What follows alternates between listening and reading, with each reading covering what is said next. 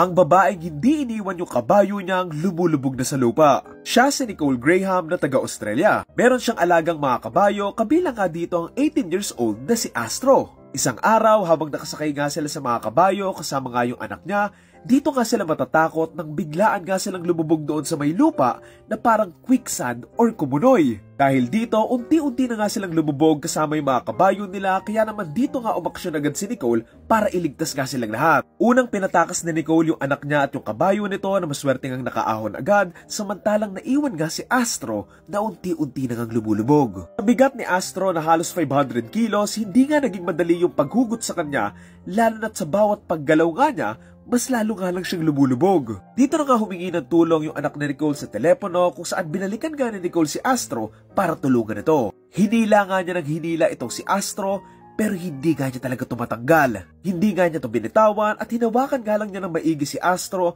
para nga hindi ito tuluyang lumubog nga doon sa may lupa. Para masiguradong hindi nga lulubog yung mukha nga ni Astro since sobrang lapit na nga niya doon sa may tubig, hinawakan nga lang niya yung leeg at ulo nga ni Astro habang nag-iintay nga sila ng tulong. Kasi syempre kung hindi niya nga iaangat yung ulo ni Astro, hindi na talaga ito makakahinga. Given na tumataas na nga yung tubig, dito na nga nagsimulang matakot si Nicole na baka hindi na nga niya maligtas si Astro. Pero maya-maya lang, dito na nga darating yung ilang mga rescuers kung saan hihilahin nga nila si Astro ng dahan-dahan. Kahit may mga rescuers na, hindi pa nga rin iniwan ni Nicole si Astro at tumulong pa nga siya sa paghila sa kanya. Gamit sila ng mga tractor, mga hose at iba't ibang mga kable at helicopter pa nga.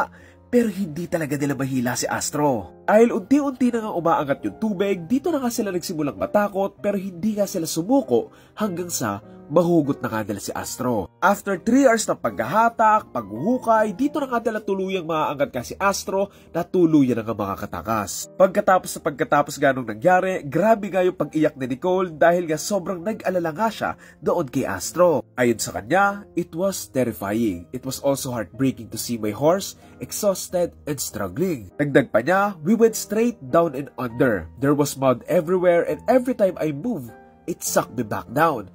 It wouldn't let us go. Ayon kay Nicole, matagal naman na daw silang dumadaan doon pero ngayon lang daw talaga ito nangyari sa kanila. Labis naman siyang nagpapasalamat sa lahat nga ng tumulong kay Astro na mailigtas siya.